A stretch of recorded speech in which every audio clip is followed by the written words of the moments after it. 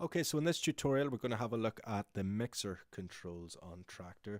The mixer is the section located here in between our two decks, as if you didn't know that already.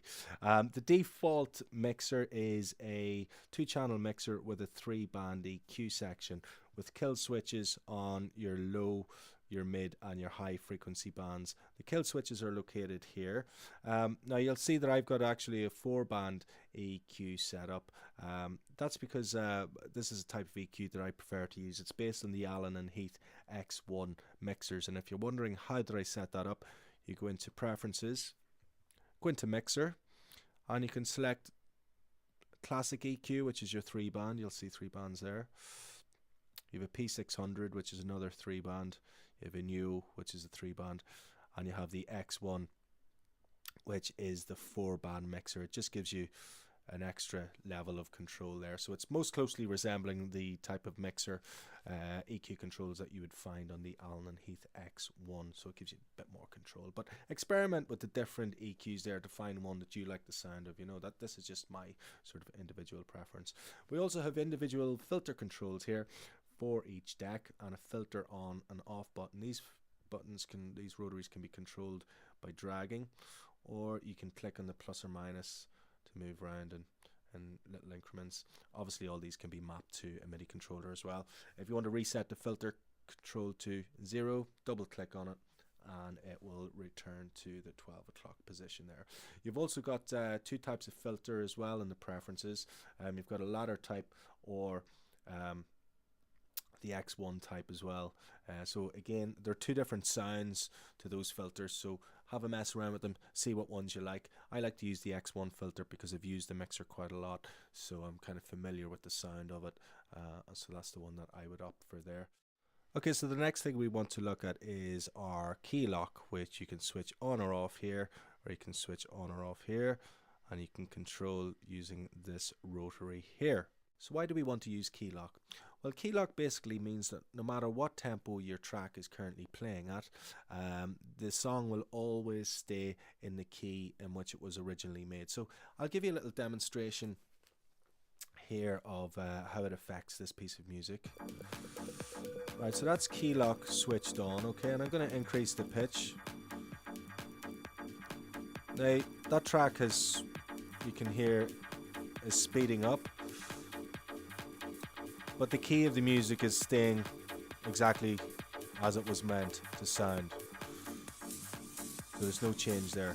So if I switch off key lock and increase the pitch, you'll notice a dramatic difference.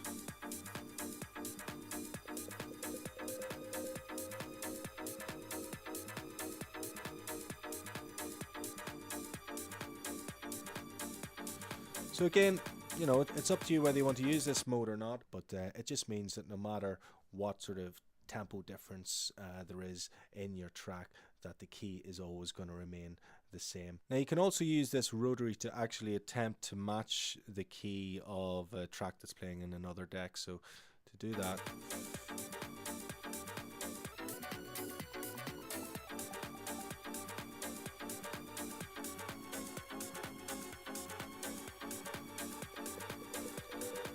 you just use the rotary there to control it. So beneath the key rotary and the key lock there, we have our two effects assign buttons, which you'll see are currently lit. These decide what effects units, which are up here, are going to be used with our decks. So this effects assign here is for deck A. So I'm going to use effects unit 1 and effects unit 2.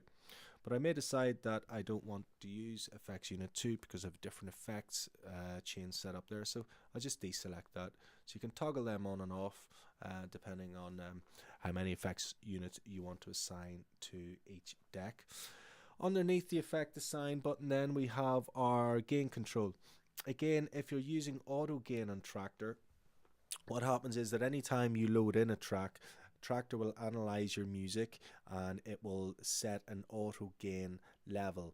So it'll detect what boost or cut it needs to make in the volume of that track to normalize it to 0 dB. It sounds kind of complicated, but it's not really at all. But to set up this auto gain, you you just click in here. It's just really for your levels, you know.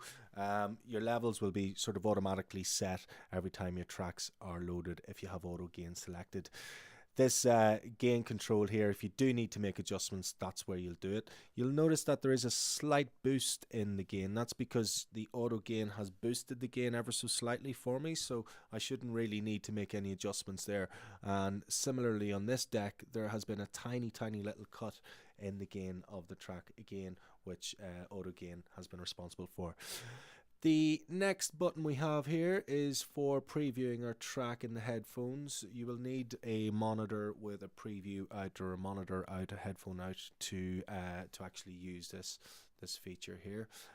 You have a pan control here for each individual deck, so we can pan left or right depending on what sort of effect we want to do. And again, you have your plus and minus here also, and double click on the center of the rotary or whatever to reset that to 12 o'clock. Beneath that here in the bottom strip we have our crossfader. The crossfader can be controlled manually either by dragging with your mouse, or if you have it assigned to a MIDI controller, or it can be done automatically. So you can just click these buttons and it'll do it for you all in one foul swoop. To reset it back to the center, we double click on the crossfader itself. You can also crossfade in short little increments by using these buttons here. Now, one of the greatest things about this crossfader, it can be assigned to any number of decks that you have set up. So in our instance, we have it assigned to deck A and deck B. You'll see that A and B are highlighted here. But if I want to, if I'm using 4 decks, and I want the crossfader to control deck C, I just click there, and D, click there. So the crossfader's now on the left hand side, it's assigned to deck A and C, and on the right hand side it's assigned to deck B and D. So you know, great functionality there. Again, it's up to yourself, whatever way you want to set that up. The next thing that we're going to look at in our next video here on Traktor Pro is beat gridding, and how you set up perfect beat grids to get your auto loops and get all your syncing and your hot cues working perfectly for you.